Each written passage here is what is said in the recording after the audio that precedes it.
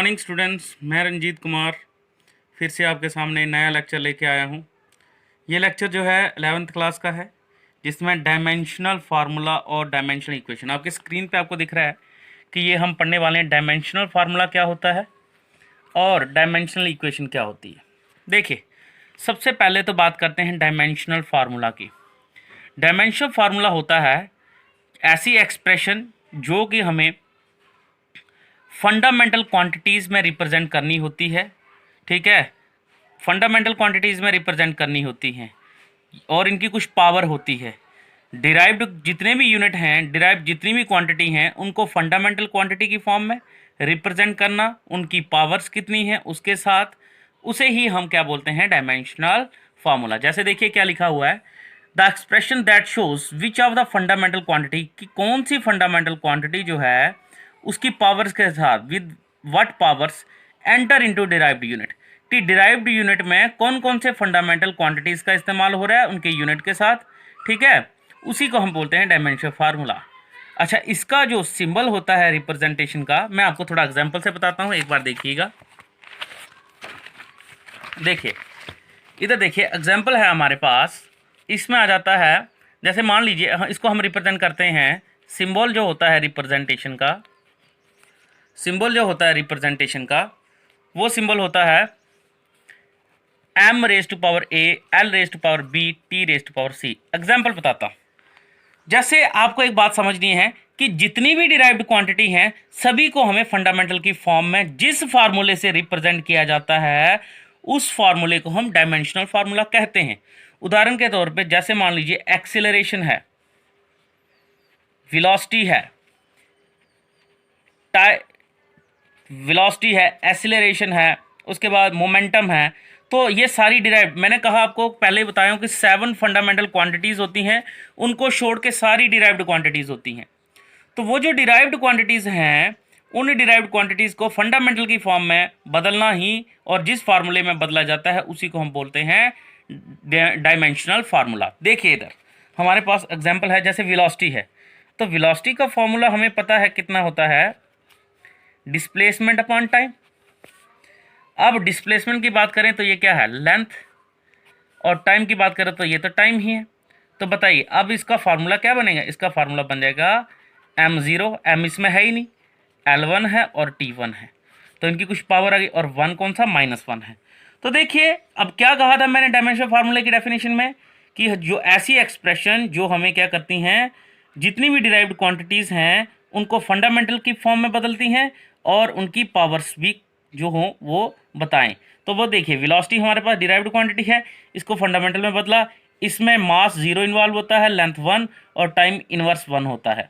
तो इसका मतलब ये सारा क्या है हमारे पास, ये डिराइव्ड क्वांटिटी को फंडामेंटल में बदल दिया। तो इस फार्मूले को, जो जिस फार्मूले से हम, जो हमारा पास फार्मूला बनता है डिराइव्ड क्वांटिटी को फंडामेंटल में बदलने के लिए, इसी को हम बोलते हैं डायमेंशनल फार्मूला।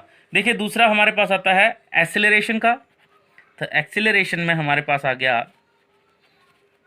एक्सीलरेशन होता है वेलोसिटी अपॉन टाइम।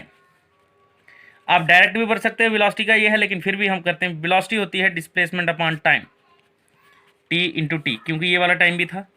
तो डिस्प्लेसमेंट होती है लेंथ, और ये हो गया टी का स्क्वायर। तो एम कितना आया 0, एल कितना आया 1, टी कितना आया, ऊपर चला गया तो -2।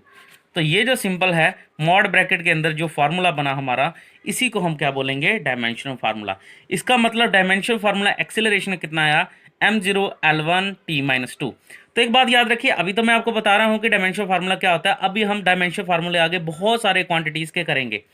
तो अब नेक्स्ट आता है हमारे पास, इसमें देखिए उदाहरण, for example dimensional formula velocity जो कि आपके सामने अभी मैंने किया, डायमेंशनल फार्मूला एक्सेलरेशन जो मैंने अभी किया।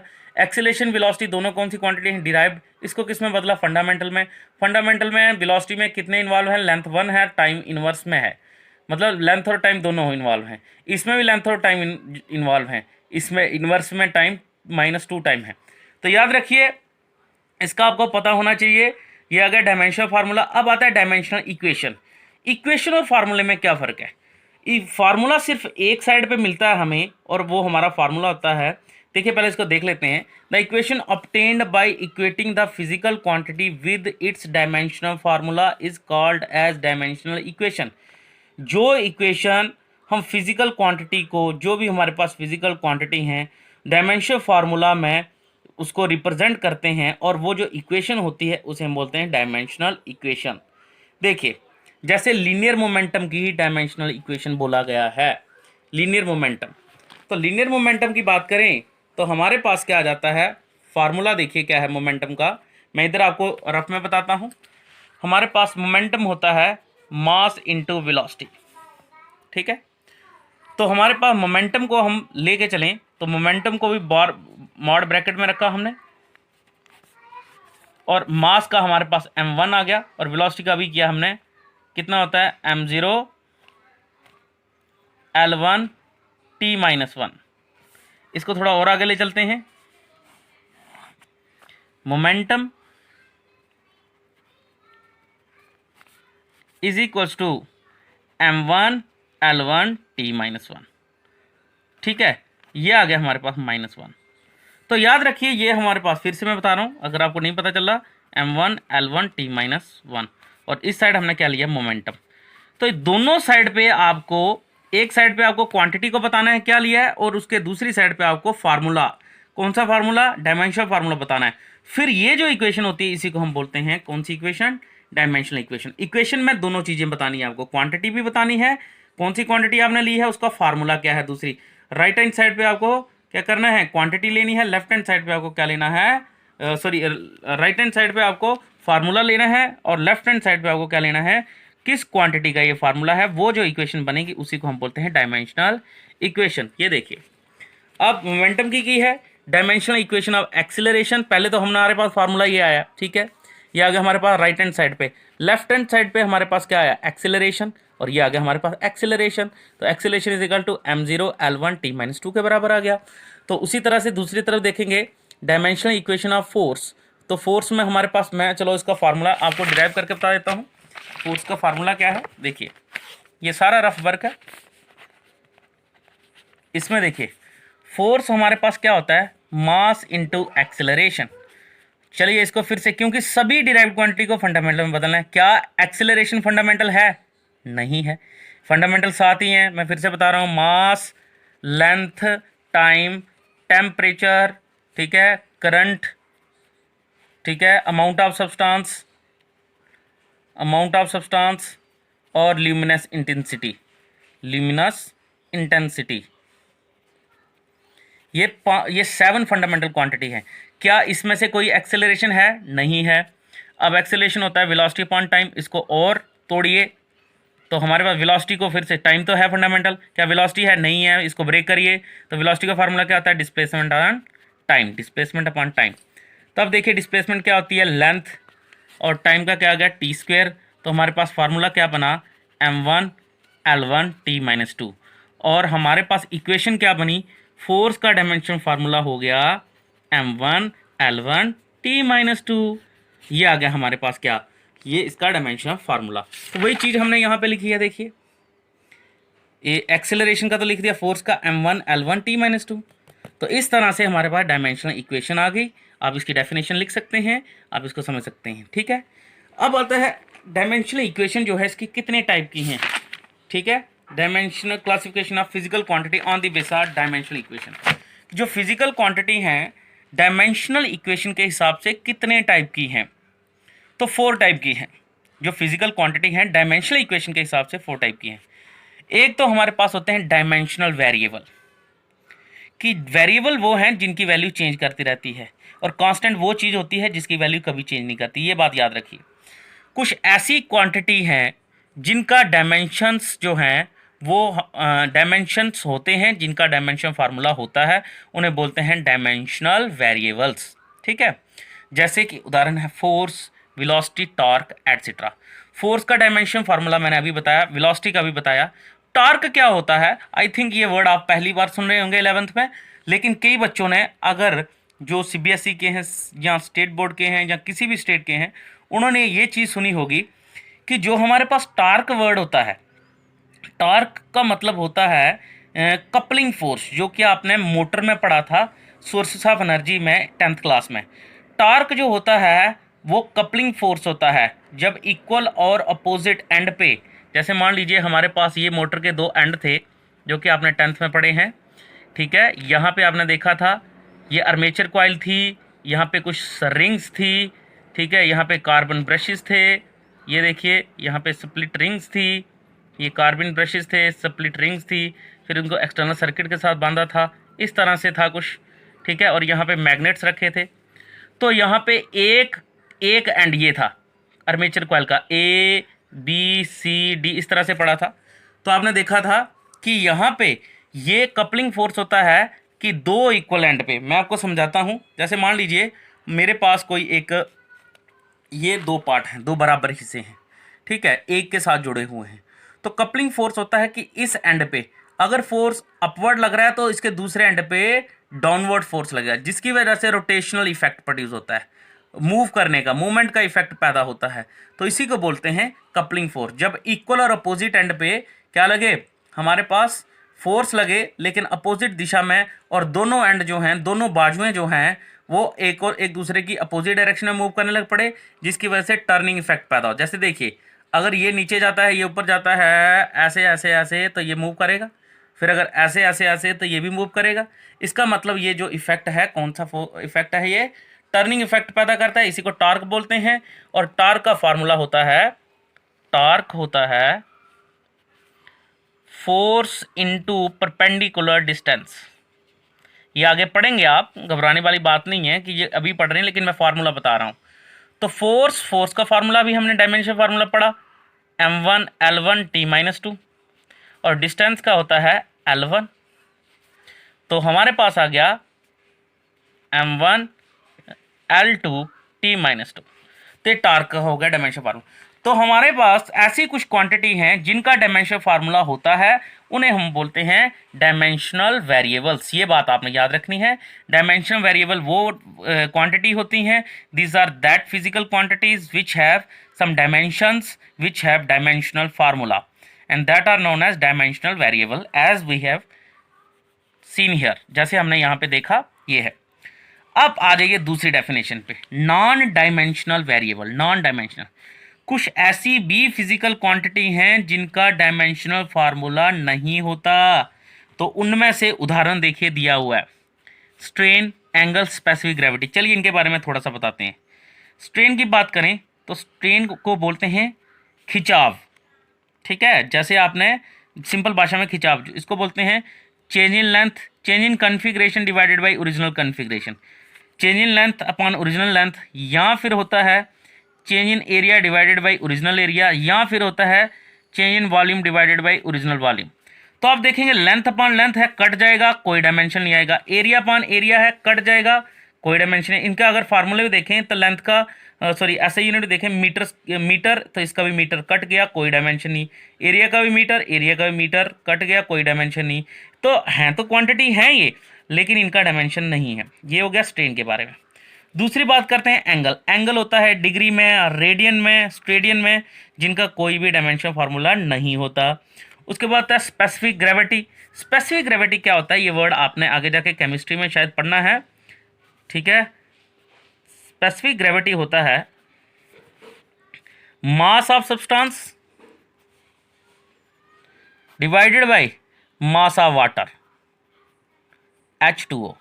तो अब देखिए जब आप mass of substance divided by mass of water पढ़ेंगे तो हमारे पास ये वर्ड जरूर आएगा कि मास ऑफ सब्सटेंस जो है ये भी केजी में होता है, और मास ऑफ वाटर अगर मास ले रहे हैं ना कि वॉल्यूम ले रहे हैं वो भी केजी में होगा। तो KG divided by KG cut जाएगा, मास मास कट जाएगा, कोई भी डायमेंशन नहीं। तो याद रखिए ये कुछ ऐसी क्वांटिटी हैं जिनके डायमेंशन नहीं होते। जिनके डायमेंशन नहीं होते उनको हम बोलते हैं नॉन डायमेंशनल वेरिएबल। ये आपने याद कर लेना है, नोट कर लेना है, नॉन डायमेंशनल वेरिएबल। अब आइए थर्ड जो आता है हमारे पास, डायमेंशनल कांस्टेंट। क्या होते हैं डायमेंशनल कांस्टेंट? ऐसे constant value which have dimensions and therefore called as dimensional constant. ऐसी कांस्टेंट वैल्यू, कांस्टेंट का मतलब जो वैल्यू चेंज नहीं करती। मैं फिर से आपको एग्जांपल बता रहा हूँ, मैथ्स में भी आपने पढ़ा है वेरिएबल्स एंड कांस्टेंट। तो कांस्टेंट्स वो होते हैं जिनकी वैल्यू कभी चेंज नहीं करती, समय के साथ चेंज नहीं करती। वेरिएबल मतलब जिनकी वैल्यू हमेशा चेंज करती रहती है या चेंज कर सकते हो।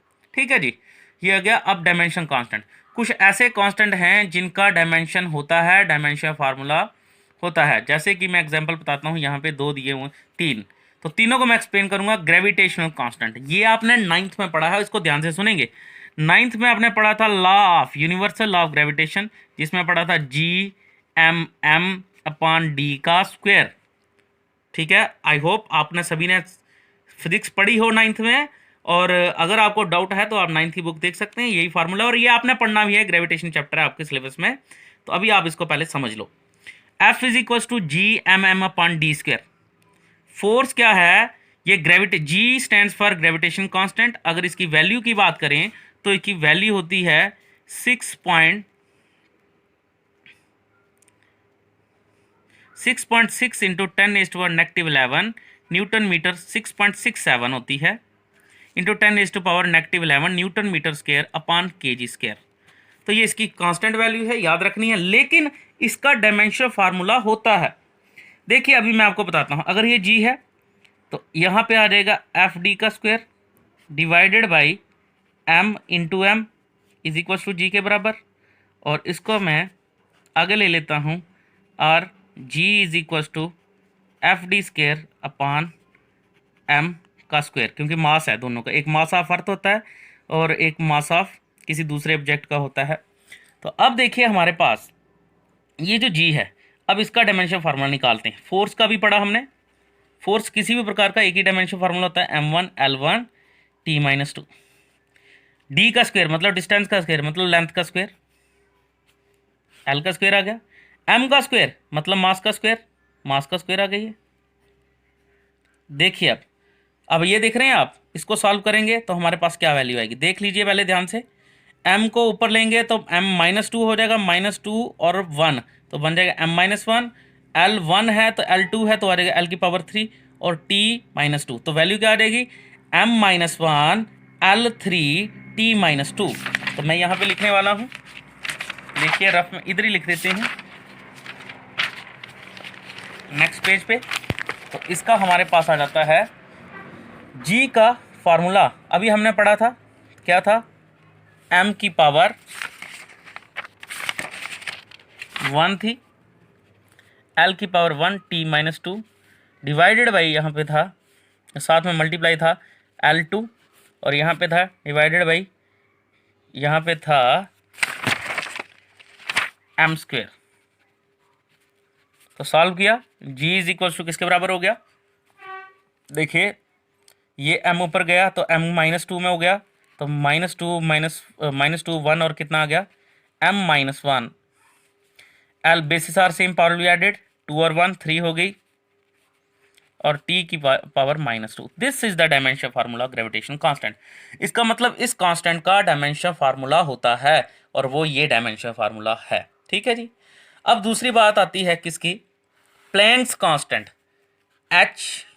देखिए प्लैंक्स कांस्टेंट होता है, ये एक प्लैंक्स ने इक्वेशन दी थी, E is equal to H nu के बराबर होता है। न्यू मतलब होता है फ्रीक्वेंसी, न्यू क्या होता है, फ्रीक्वेंसी। देखिए नए नए वर्ड हैं लेकिन आपको याद रखने पड़ेंगे। न्यू का मतलब ये देखिए न्यू, ठीक है, न्यू है ये, न्यू याद रखना है, ये वी की तरह है लेकिन इसको इस तरह से बनाना है, ऐसे करना है और थोड़ा सा अंदर मोड़ देना है, दिस इज न्यू। ये कोई वी नहीं है, न्यू है। ओके, हमें एच का आपको निकालना है डायमेंशन फार्मूला, ई अपान न्यू के बराबर, एच के बराबर, ई अपान न्यू के बराबर आ गया। अब एनर्जी जो होती है, एनर्जी और वर्क डन का डायमेंशन फार्मूला सेम होता है। चलिए मैं आपको बता देता हूँ रफ में, एनर्जी का डायमेंशन फार्मूला क्या होता है, न्यू का क्या होता है, फिर डायरेक्ट वैल्यू पुट करेंगे और आंसर आ जाएगा। देखिए इधर हमारे पास E is equals to H nu था, अच्छा H is equals to E upon nu के बराबर आया, क्योंकि हमें H का निकालना है। एनर्जी की बात करें तो एनर्जी हमारे पास मतलब होता है, जैसे कोई भी एनर्जी ले लो, काइनेटिक एनर्जी हो, पोटेंशियल एनर्जी हो, या हमारे पास ग्रेविटेशनल एनर्जी हो, जिस भी, या फिर विंड एनर्जी हो, जो भी एनर्जी है, फार्मूला डायमेंशन फार्मूला सेम आएगा। तो एनर्जी और वर्क डन का फार्मूला सेम होता है क्योंकि दे आर इंटरकन्वर्टेबल। ठीक है, वर्क एनर्जी थ्योरम में आगे पढ़ोगे आप, और साथ में आपने पढ़ा होगा law of conservation of energy में। तो W इज इक्वल टू किसके बराबर होता है, फोर्स इंटू डिस्प्लेसमेंट। तो फोर्स का भी पढ़ा हमने, कितना होता है फोर्स का होता है m1 L1 T-2 और s का डिस्प्लेसमेंट कितना होगा इंटू L⁻⁻1। तो आगे देखते हैं E इज इक्वल टू किसके बराबर हुआ, देखिए L और L basis are same powerly added, multiply में डिवाइड में नहीं है, याद रखिए bases are same powerly added, तो क्या रहेगा m1 L2 T-2। ठीक है, तो इसका डायमेंशन फार्मूला आ गया एनर्जी का m1 L2 T-2। ठीक है जी। उसके बाद हमारे पास न्यू की बात करें, न्यू होता है 1/t टाइम पीरियड, फ्रीक्वेंसी होता है number of oscillations of vibration produce in 1 second, तो टाइम पीरियड के अपोजिट होता है, तो इसका क्या रहेगा T-1। ठीक है, ऐसे लिख सकते हैं ना। देखिए तो अब हमारे पास यहाँ पे आ जाइए, तो यहाँ पे क्या रहेगा डिवाइडेड बाई T-1। तो जब ऊपर लेंगे इसको तो क्या रहेगा m1 L2 T-2 into T, क्योंकि पावर ऊपर जाएगी तो माइनस साइन प्लस में हो जाएगा, तो -2 + 1 कितना हो जाएगा H is equals to m1 L2 T-1। तो this is the dimension formula Planck's constant. Planck's constant, Planck एक साइंटिस्ट था जिसने ये कांस्टेंट दिया, ये डायमेंशन फार्मूला इसका आ गया। देख सकते हैं, आराम से नोट कर सकते हैं। ठीक है, स्टार्टिंग से नोट कर सकते हैं यहाँ से। फिर उसके बाद हमारे पास आया गैस कांस्टेंट। गैस कांस्टेंट ये भी डायमेंशनल है। ठीक है, ये आपको बहुत इंपॉर्टेंट है, ये साथ साथ में आप नोट भी करिए, इनको निकालते भी रहिए, यहाँ से नहीं समझ आएगा पूछते भी रहिए। गैस कांस्टेंट एक आइडियल गैस इक्वेशन आएगी, यही आप आगे जाके पढ़ेंगे। ये फार्मूले आपको अभी से लर्न करने पड़ेंगे, समझ कुछ भी नहीं होगी क्योंकि ये पेपर में आएंगे, और आगे जैसे जैसे आप 11th पढ़ते जाएंगे आपको ये समझ आते जाएंगे। Ideal gas equation, ideal gas equation होती है PV is equal to nRT। यहाँ पे P फॉर होता है प्रेशर, मैं आपको बता दूं, V फॉर होता है वॉल्यूम, और उसके बाद हमारे पास N फॉर होता है moles, number of moles, R for होता है गैस कांस्टेंट, T फॉर होता है टेम्परेचर। चलिए मैं आपको इनको डिटेल में आगे बताऊंगा गैस कांस्टेंट का क्या डायमेंशन फार्मूला होता है। घबराने की कोई जरूरत नहीं, क्योंकि हमारा लेक्चर थोड़ा ज़्यादा बड़ा हो जाएगा फिर, इसीलिए आगे मैं आपको स्पेसिफिकली मैं प्रॉमिस करता हूँ नेक्स्ट लेक्चर में आपको ये वाला मैं फार्मूला पहले बताऊंगा सबसे पहले, फिर उसके बाद क्योंकि R का हमें निकालना है तो R हो जाएगा, देखिए मैं अभी बता देता हूँ PV/NT। तो कोई घबराने की जरूरत नहीं है, मैं आपको नेक्स्ट लेक्चर में इसका पूरा डायमेंशन फार्मूला बताऊंगा, लेकिन याद रखना है कि ये डायमेंशनल कांस्टेंट है। तो कुछ ऐसे वैल्यू जिनका डायमेंशन फार्मूला होता है उन्हें हम डायमेंशनल कांस्टेंट होते हैं। तो ग्रेविटेशन कांस्टेंट का मैंने करके दे दिया, प्लैंक्स कांस्टेंट का डायमेंशन फार्मूला करके दे दिया, अब बचा सिर्फ गैस कांस्टेंट का, तो फार्मूला मैंने बता दिया। तो इसको मैं अगर नहीं होता आपसे मैं खुद करके दूंगा, घबराने की बात नहीं है नेक्स्ट लेक्चर में। ओके, तो हमारे पास नेक्स्ट आ जाता है प्लैंक्स कांस्टेंट का भी हमने करके दिया, क्या आया m1 L2 T-2। हमारे पास आ जाता है जो कि fourth point non dimensional constant. देखिए कुछ ऐसी कांस्टेंट वैल्यू होती हैं, these are some constants which do not have dimension, जिनके डायमेंशन नहीं होते, इसीलिए इनको बोलते हैं नॉन डायमेंशनल कांस्टेंट। जैसे कि नंबर क्या इन्फिनिट नंबर तक ले सकते हैं, 1 2 3 4 5 6 7 8 9 10 11 12, ये काउंटिंग तो सभी को आती है। तो अब ये सारे नंबर जो होते हैं ये कांस्टेंट होते हैं। ट्रिग्नोमेट्रिक एंगल्स जो कि अभी 10th में पढ़ के हैं, sine theta, cos theta, tan theta, उसके बाद साइन का कोसेक थीटा अपोजिट कॉस का सेक थीटा, ठीक है, टेन का कॉट थीटा, इन सभी का कोई डायमेंशन फार्मूला नहीं होता। उसके बाद आती हैं वैल्यूज, जैसे मान लीजिए अभी मैंने आपको वैल्यू बताई, जी की वैल्यू कितनी बताई 6.67 into 10⁻⁻11 newton metre square upon kg square.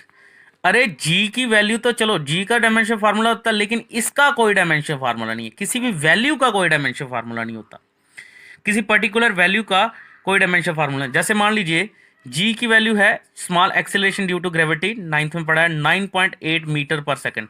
अरे जी का तो डायमेंशन फार्मूला है, लेकिन क्या इस वैल्यू का डायमेंशन फार्मूला है? किसी वैल्यू का डायमेंशन फार्मूला नहीं होता। तो ये था हमारा आज का लेक्चर, जिसमें हमने पढ़ा कि डायमेंशन फार्मूला क्या होता है, डायमेंशनल इक्वेशन क्या होती है, और डिफरेंट टाइप की